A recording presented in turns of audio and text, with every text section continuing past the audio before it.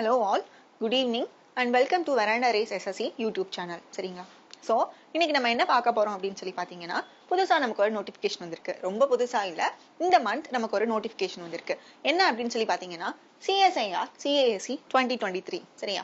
இதுல ரெண்டு போஸ்டுக்கான vacancies release பண்ணிருக்காங்க. என்ன போஸ்ட் அப்படின்னு சொல்லி பாத்தீங்கன்னா, section officer and assistant section officer. இது என்ன CSIR அப்படின்னா என்ன அப்படின்னு சொல்லி பாத்தீங்கன்னா, centre for science and institute research. Science research இன்ஸ்டிடியூட்ல இருந்து என்ன பண்ணிருக்காங்க, நமக்கு நோட்டிபிகேஷன் ரிலீஸ் பண்ணிருக்காங்க. இந்த CASC இதுக்கு என்ன அர்த்தம் அப்படின்னு சொல்லி பாத்தீங்கன்னா, இது வந்து அட்மினிஸ்ட்ரேட்டிவ் சர்வீஸ் எக்ஸாமினேஷன். சரியா? அப்போ டெஃபினெட்லி இந்த ரெண்டு போஸ்டுமே என்ன போஸ்ட் அப்படின்னு சொல்லி பாத்தீங்கன்னா, அட்மினிஸ்ட்ரேட்டிவ் போஸ்ட். கரெக்டா? இந்த ரெண்டுமே அட்மினிஸ்ட்ரேட்டிவ் போஸ்ட் தான்.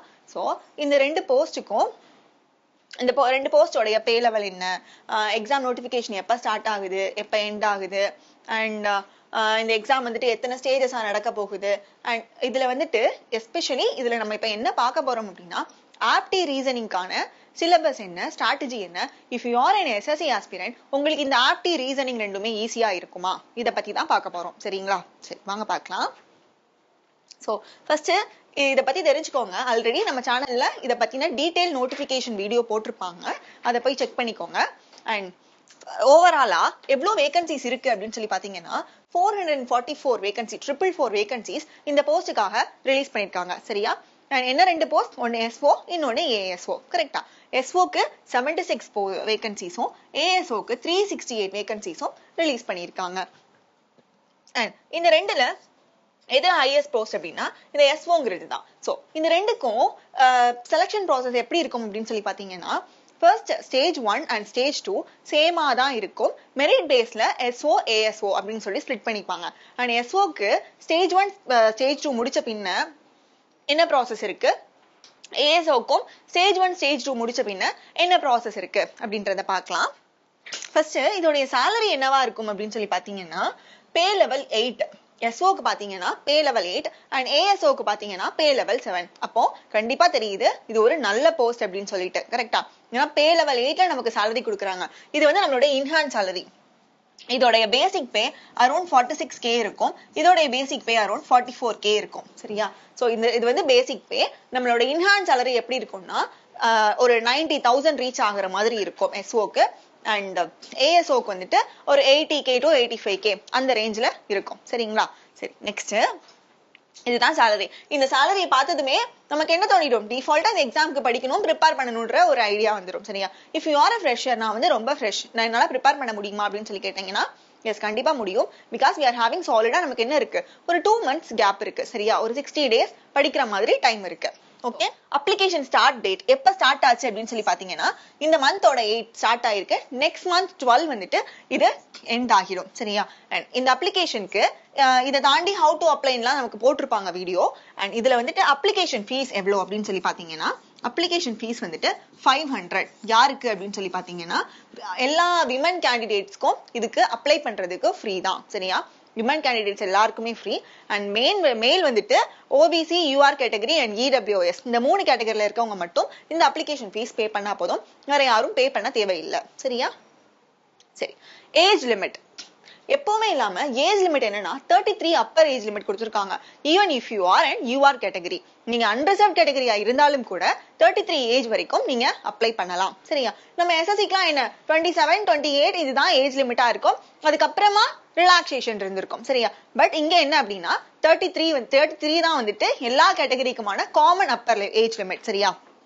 இதையும் தாண்டி if you are under SC or ST category உங்களுக்கு பிளஸ் 5 years ரிலாக்ஸேஷன் இருக்கு.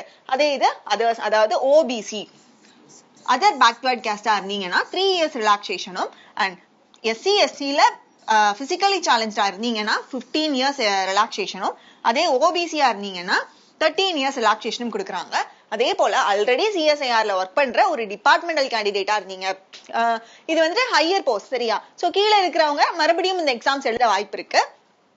சோ டிபார்ட்மெண்டல் கேண்டிடேட்டா இருந்தீங்க அப்படின்னா you will be having an age relaxation of 5 years. okay, then fine. next expected exam date இப்போ notification எப்ப நமக்கு ரிலீஸ் பண்ணிருக்காங்க அப்படின்னு சொல்லி பாத்தீங்கன்னா December 8 சரியா December 8 ரிலீஸ் பண்றாங்க எப்ப க்ளோஸ் ஆகுது அப்படின்னு பாத்தீங்கன்னா Jan 12 க்ளோஸ் ஆகுது சோ இதுல இருந்து ஒரு 30 டேஸ்க்கு அப்புறம் February 2024ல பேப்பர் 1 and 2 நம்ம எக்ஸ்பெக்ட் பண்ணலாம் சரியா அது என்ன மேம் பேப்பர் 1 and 2 அப்படின்னு சொன்னா இந்த பேப்பர் 1 பேப்பர் 2 ரெண்டுமே சேர்ந்ததுதான் இந்த ஸ்டேஜ் 1 பேப்பர் 1 னா என்ன பேப்பர் 2 னா என்ன அதோடைய சிலபஸ் என்ன இத பார்க்கலாம் and stage 2 எப்படி இருக்கும் அப்படினா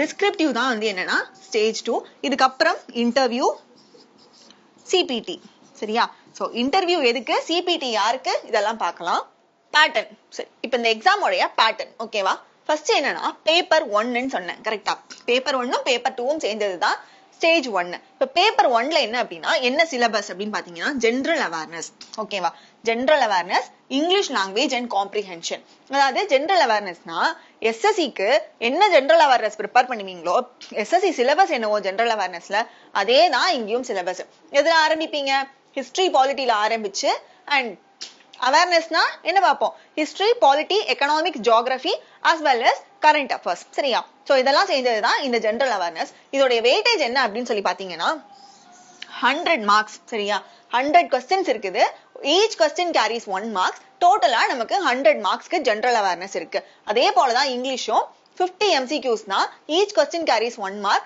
ஓவராலா 50 மார்க்ஸ்க்கு இருக்கு சரியா சோ இந்த 150 क्वेश्चंस நம்ம அட்டெண்ட் பண்றதுக்கு நமக்கு எவ்வளவு டைம் கொடுக்கறாங்கன்னா 120 மினிட்ஸ் கொடுக்கறாங்க that means 2 hours கொடுக்கறாங்க ஓகேவா 2 hours கொடுக்கறாங்க அப்போ ஒரு क्वेश्चनக்கு 1 மார்க் ஓகே ஒரு क्वेश्चनக்கு 1 மார்க் வச்சு 150 மார்க்ஸ்க்கு எழுதுறோம் யா ஃபைன் இதுல நெகட்டிவ் மார்க்கிங் இருக்கா அப்படினு சொல்லி கேட்டிங்கனா எஸ் டெஃபினெட்லி நெகட்டிவ் மார்க்கிங் இருக்கு எவ்வளவு நெகட்டிவ் மார்க்கிங்னா 1/3 மார்க்ஸ் நெகட்டிவ் சரியா that is நீங்க ஒரு क्वेश्चन தப்பா பண்ணீங்கனா உங்களுக்கு இன்னொரு क्वेश्चन உடைய 0.3 மார்க்ஸ் என்ன ஆகுது சப்ட்ராக்ட் ஆகிடுது சரியா சோ இந்த பேப்பர் 1 க்கு மட்டும் இல்ல பேப்பர் 2 க்குமே நெகட்டிவ் மார்க்கிங் எவ்வளவு அப்படினு சொல்லி பாத்தீங்கன்னா 0.3 மார்க்ஸ் தான் நெகட்டிவ் மார்க்கிங் சரியா இதுதான் பேப்பர் 1 உடைய நேச்சர் அண்ட் இங்கிலீஷ்ல எப்படி இருக்கும் அப்படினு சொல்லி சிலபஸ் எப்படி இருக்கும் அப்படினு சொல்லி பாத்தீங்கன்னா கிராமர் இருக்குது கிராமர் வந்துட்டு ரொம்ப பேசிக்கான நேச்சர்ல தான் இருக்கு சரியா கிராமர் பேசிக்கான நேச்சர் ஃபில்லர்ஸ் preposition fill பண்ணுங்க article fill பண்ணுங்க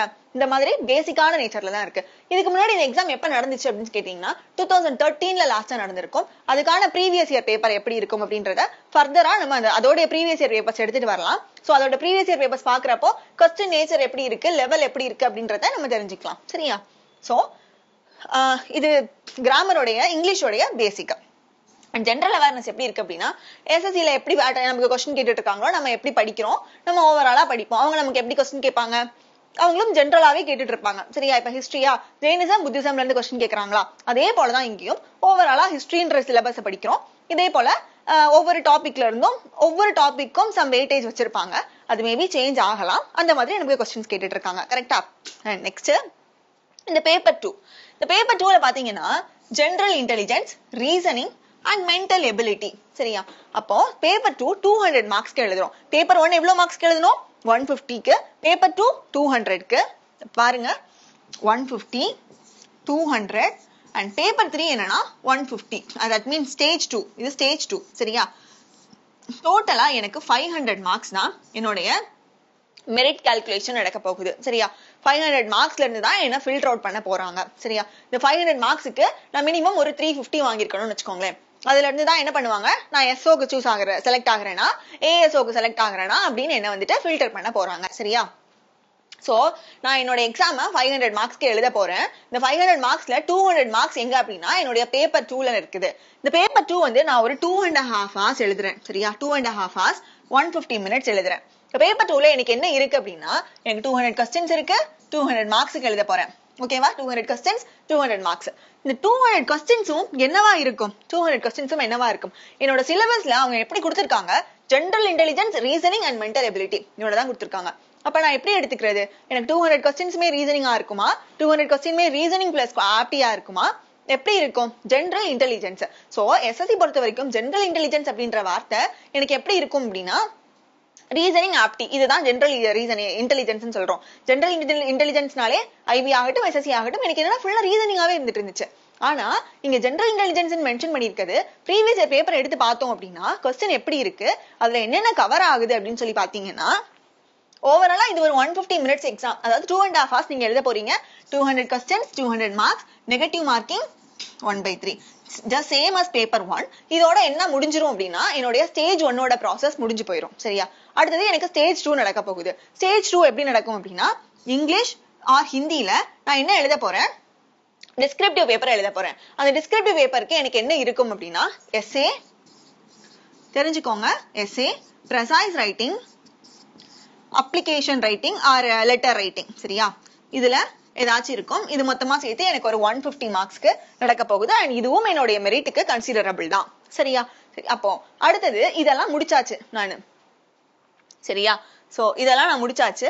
ஓகே, 5 out of 500 நான் வந்துட்டு ஒரு 400 பிளஸ் வாங்குறேன் அப்படின்னா நான் எதுக்கு எலிஜிபிள் அப்படின்னு நான் ஒரு எக்ஸாம்பிளுக்காக சொல்றேன். 400 பிளஸ் வாங்குறேன்னா ஓகே, என்கிட்ட ஒரு நல்ல மார்க் இருக்கு. இப்ப நான் எதுக்கு எலிஜிபிள்னா எஸ்ஓக்கு எலிஜிபிள். சரியா? அப்ப நான் எஸ்ஓக்கு எலிஜிபிள். சோ நெக்ஸ்ட் எனக்கு என்ன ஆகும் அப்படின்னு சொல்லி பாத்தீங்கன்னா எஸ்ஓனா இன்டர்வியூ நடக்கும். எஸ்ஓ உடைய தேர்ட் ஸ்டேஜ் என்ன அப்படின்னா you will be having interview. அதே இது எனக்கு ஒரு 300 பிளஸ் மார்க்ஸ் தான் இருக்கு. சரியா? 300 or 350 பிளஸ் மார்க்ஸ் தான் இருக்கு அப்படின்னா நான் வந்து எஸ்ஓக்கு எலிஜிபிள் கிடையாது. எஸ்ஓ கட் ஆஃப் நான் கிளியர் பண்ணல. சோ அப்ப நான் எதுக்கு எலிஜிபிள்? ஏஎஸ்ஓக்கு எலிஜிபிள். அப்ப ஏஎஸ்ஓக்கு எலிஜிபிள்னா எனக்கு என்ன நடக்கும்னா கம்ப்யூட்டர் ப்ரொஃபிஷியன்சி டெஸ்ட் நடக்கும். சரியா? கம்ப்யூட்டர் ப்ரொஃபிஷியன்சி டெஸ்ட்னா என்ன அப்படின்னு சொல்லி பாத்தீங்கன்னா நத்திங் மச், அந்த வேர்ட் யூஸ் பண்ண சொல்றது, எக்ஸல் யூஸ் பண்ண சொல்றது, இந்த மாதிரி ஷீட்லாம் யூஸ் பண்ண சொல்லுவாங்கல்ல, அதுதான் கம்ப்யூட்டர் ப்ரொஃபிஷியன்சி டெஸ்ட். சரியா? சோ எஸ்ஓவா இருந்துச்சுன்னா இன்டர்வியூ ப்ராசஸ் அண்ட் ஏஎஸ்ஓவா இருந்துச்சுன்னா சிபிடி ப்ராசஸ் நடக்குது. ஃபைன். நான் ஃபர்ஸ்டே சொன்னேன் பேப்பர் 1ல என்ன ஜெனரல் அவேர்னஸ் பிளஸ் இங்கிலீஷ். கரெக்டா?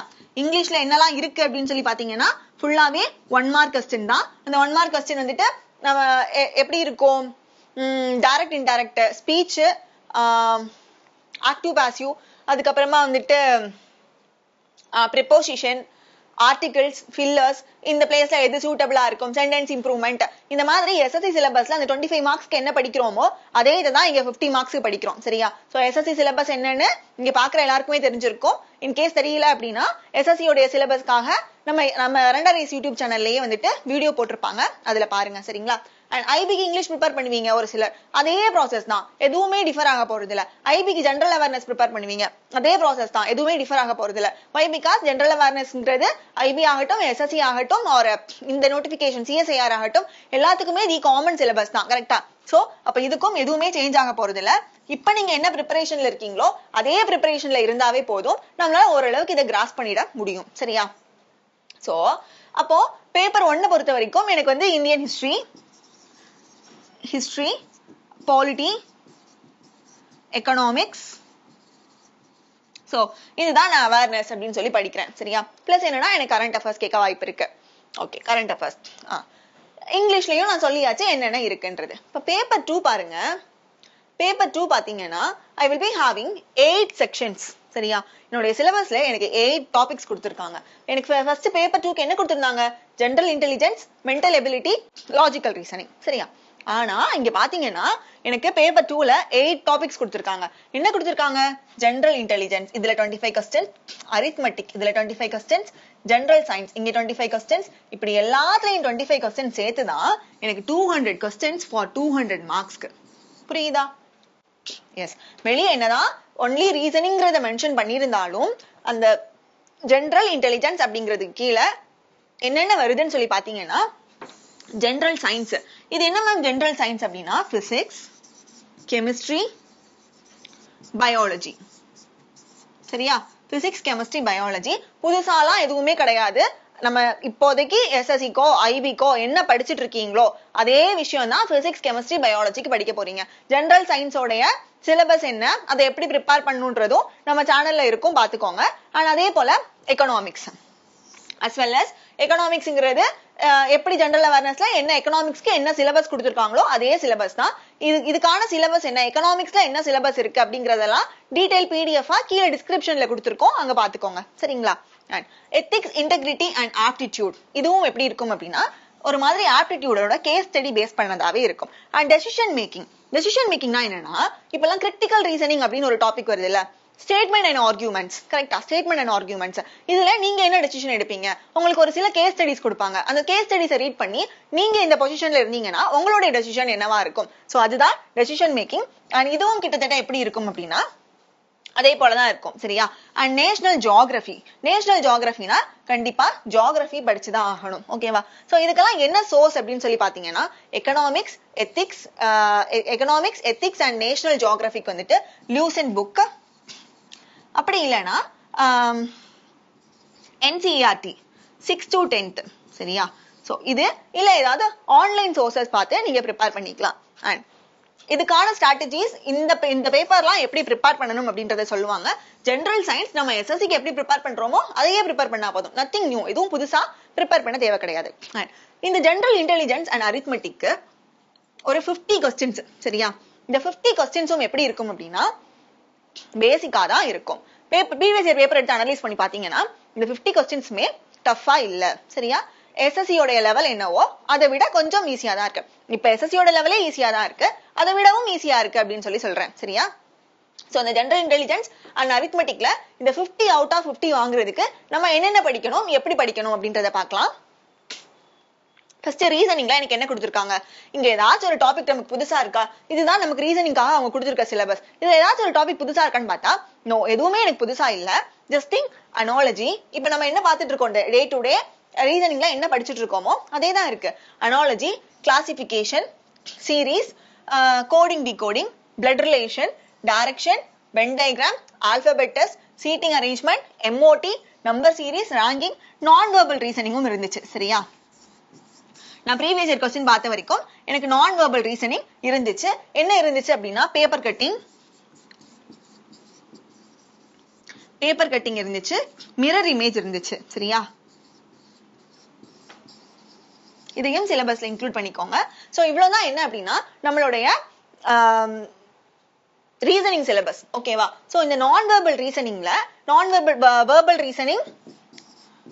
வெர்பல் ரீசனிங் இதோட வெயிட்டேஜ் எப்படி இருக்கும் அப்படின்னு சொல்லி பாத்தீங்கன்னா நான் வெர்பல் ரீசனிங் வந்துட்டு எனக்கு ஒரு 4 to 5 கொஸ்டின்ஸ் இருக்கும். அண்ட் வெர்பல் ரீசனிங் வந்துட்டு எனக்கு 20 கொஸ்டின்ஸ் இருக்கும். சரியா? அப்ப வெர்பல் ரீசனிங்லாம் நான் என்னென்ன படிப்பேன்? அனாலஜி, கிளாசிபிகேஷன், இந்த வென் டயக்ராம் வந்துட்டு எங்க சேர்ந்துரும்? நான் வெர்பல் ரீசனிங்ல சேர்ந்துரும். சீட்டிங் அரேஞ்ச்மெண்ட் ஆகட்டும், நம்பர் சீரிஸ் ஆகட்டும், இது எல்லாமே என்னன்னா நான் வெர்பல் ரீசனிங் தான். எனக்கு வந்துட்டு எப்படி இருக்கும் அப்படின்னு சொல்லி பாத்தீங்கன்னா கொஸ்டின் லெவலே இப்ப சீட்டிங் அரேஞ்ச்மெண்டா ஒரு 2 to 3 லைன்ஸ்ல எனக்கு கொஸ்டின் முடிஞ்சு போயிடும். சரியா? 5 பேர் இருக்காங்கங்கிறதே பாதி லைன் போயிடும். அதுக்கப்புறம் 2 to 3 லைன்ல என்ன ஆயிடும்? என்னுடைய கொஸ்டினே என்டையரா முடிஞ்சு போயிடுது. சோ லெவல் எப்படி இருக்கும் அப்படின்னா லெவல் ஆஃப் கொஸ்டின் டெஃபினெட்லி ஈஸியா தான் இருக்கும். If you are already preparing for any examinations, already நான் SSCக்கு ப்ரிப்பேர் பண்றேன், IBக்கு ப்ரிப்பேர் பண்றேன் அப்படின்னா இந்த 25 out of 25 வாங்குறது நமக்கு ரொம்ப ஈஸியான ஒரு விஷயம். ஏன்னு பாத்தீங்க கொஸ்டினோட லெவல் ரொம்ப ஈஸியா தான் இருக்கு. சரியா? அண்ட் அதே போல இல்ல நான் வந்து புதுசா வந்து படிக்க ஆரம்பிச்சிருக்கேன் அப்படின்னாலும் you are having enough time to prepare for this examination. அப்போ உங்களுக்கும் வந்து எப்படிதான் இருக்கும்? இந்த 25 out of 25 வாங்குறது ஈஸியான ஒரு விஷயமா தான் இருக்கும். சரியா? அண்ட் ஆப்டிக்கு என்ன சிலபஸ் இருக்கு அப்படின்றத பார்க்கலாம். சிம்பிளிஃபிகேஷன். சோ சிம்பிளிஃபிகேஷன்ன்றது போர்ட் மாஸ்ங்கிற ஒரு விஷயம் தெரிஞ்சா நமக்கு சிம்பிளிஃபிகேஷன் ரொம்ப ஈஸியான ஒரு விஷயம். அண்ட் டிஏன்றது புதுசா ஒரு விஷயம் கிடையாது. டிஏன்றது என்ன? பர்சன்டேஜ், ரேஷியோ, ஆவரேஜ், இது எல்லாமே சேர்ந்ததுதான் டிஐ. அப்ப எனக்கு பர்சன்டேஜ், ரேஷியோ, ஆவரேஜ் இந்த மூணுமே தெரிஞ்சது அப்படின்னா அதுதான் இது. கரெக்டா? ஒரு பிக்டோரியல் ரெப்ரசன்டேஷன் பார்த்து எனக்கு ஆன்சர் பண்ணவும் தெரியும், இந்த 3 டாபிக்கும் எனக்கு தெரியும் அப்படிங்கிறப்போ எனக்கு என்ன கிடையாது? டிஏன்றது ஒரு நியூ அரித்மெட்டிக் டாபிக் கிடையாது. சரியா? அடுத்தது என்ன? ஃபிராக்ஷன்ஸ். ஓகே, ஃபிராக்ஷன்ஸ்னா எனக்கு என்னன்னு தெரியும், எனக்கு நம்பர் சிஸ்டம்குள்ளேயே ஃபிராக்ஷன்ஸ் வந்துரும், சிம்பிளிஃபிகேஷன்லயே ஃபிராக்ஷன்ஸ் வந்துரும், அண்ட் LCM HCF. சரியா? சோ நெக்ஸ்ட் என்ன அப்படின்னா நம்மளுடைய அரித்மெட்டிக்ல அப்ளிகேஷன் ப்ராப்ளம்ஸா இருக்கிற profit and loss, SICI, time and work, time and distance, இந்த நாலுமே வந்துட்டு SSCக்கு ப்ரிப்பேர் பண்றவங்களா இருந்தாலும் சரி, IBக்கு ப்ரிப்பேர் பண்றவங்களா இருந்தாலும் சரி, எல்லாருமே பாக்குற விஷயங்கள் தான். கரெக்டா? எல்லாருக்குமே தெரிஞ்சதுதான் profit and loss, SICI, time and work, time and distance. Fine. So எக்ஸ்ட்ராவா இங்க என்ன இருக்கு அப்படின்னா மென்சுரேஷன்ங்கிற ஒரே ஒரு அட்வான்ஸ் டாபிக் இருக்கு. சரியா? இந்த மென்சுரேஷனுமே எனக்கு டஃபா வருமா மேம்? எனக்கு வந்துட்டு இந்த மென்சுரேஷனுமே எனக்கு வந்து டஃபா இருக்குமா அப்படின்னு சொல்லி கேட்டீங்கன்னா டெஃபினெட்லி மென்சுரேஷன் டஃபா இல்ல. ஏரியா அண்ட் வால்யூம், எல்லா ஷேப்ஸோடைய ஏரியா அண்ட் வால்யூம் தெரிஞ்சா போதும். மென்சுரேஷன் இங்க கேட்டிருக்க கொஸ்டின்ஸை நம்ம சால்வ் பண்ற மாதிரி தான் இருக்கு. சரியா? சோ அதுவும் மென்சுரேஷன்ல எந்த மாதிரி கொஸ்டின் கேட்டிருக்காங்க, கொஸ்டினோட லெவல் எப்படி இருக்கு அப்படின்றத நம்ம தனி வீடியோவா மேக் பண்ணலாம். ஓகேவா? சோ இதுதான் ஆப்டிக்கான சிலபஸ். மென்சுரேஷன்ல வெயிட்டேஜ் என்னென்ன இருக்கும் அப்படின்னா 25 கொஸ்டின்ஸ்ல ஒரு 2 கொஸ்டின்ஸ் இருக்கும். இதை தவிர்த்து எல்லாமே எப்படி இருக்கும், 23 கொஸ்டின்ஸ் எப்படி இருக்கும்னா நம்மளுடைய அரித்மெட்டிக் மட்டுமே இருக்கு. அண்ட் இந்த டாபிக்ஸ் எல்லாமே வந்து என்னதான் ஈஸியான டாபிக்ஸ் தான். அப்ப இங்கேயும் பாத்தீங்கன்னா அவுட் ஆஃப் 25 நம்ம ஈஸியா 23 பிளஸ் ஸ்கோர் பண்ற மாதிரி தான் இருக்கும். ஓகேவா? சோ ஆப்டிடியூடும் சரி ரீசனிங்கும் சரி இந்த 60 டேஸ்ல மேக் யூஸ் ஆஃப் இட். நீங்க எவ்வளவு மார்க் ஸ்கோர் பண்ண போறீங்க அப்படின்னா கண்டிப்பா இந்த 50க்கு ஒரு 47 பிளஸ் நான் ஸ்கோர் பண்ணணும் அப்படிங்கறத உங்களுடைய டார்கெட்டா வச்சுக்கோங்க. சரியா? அண்ட் இந்த 50 போக ஒரு 150 மார்க்ஸ் இருக்கு. அந்த 150 மார்க்ஸ்க்கு ஆல்ரெடி நீங்க வந்து படிச்சுட்டு இருக்கீங்க அப்படின்னா உங்களுடைய ஜெனரல் சயின்ஸ் ஆகட்டும் இல்ல டெசிஷன் மேக்கிங் ஆகட்டும் இதெல்லாம் ஒரு பெரிய விஷயமா நமக்கு இருக்காது. அது தவிர்த்த சிலபஸ்ல இருக்கிற இந்த விஷயங்கள்லாம் எப்படி படிக்கணும் அப்படிங்கிறதுக்காக கண்டிப்பா ஸ்ட்ராட்டஜி வீடியோ போடுவாங்க. அண்ட் உங்களுக்கு டிஸ்கிரிப்ஷன்ல வந்துட்டு பிடிஎஃப்பும் கொடுத்திருப்பாங்க. நோட்டிபிகேஷன் பிடிஎஃப் வந்து டிஸ்கிரிப்ஷன்ல கொடுத்திருப்பாங்க. டவுன்லோட் பண்ணி பாத்துக்கோங்க. ஓகேவா? If you have any other doubts, you can ask in comment section. சரியா? Thank you all. Meet you in next session.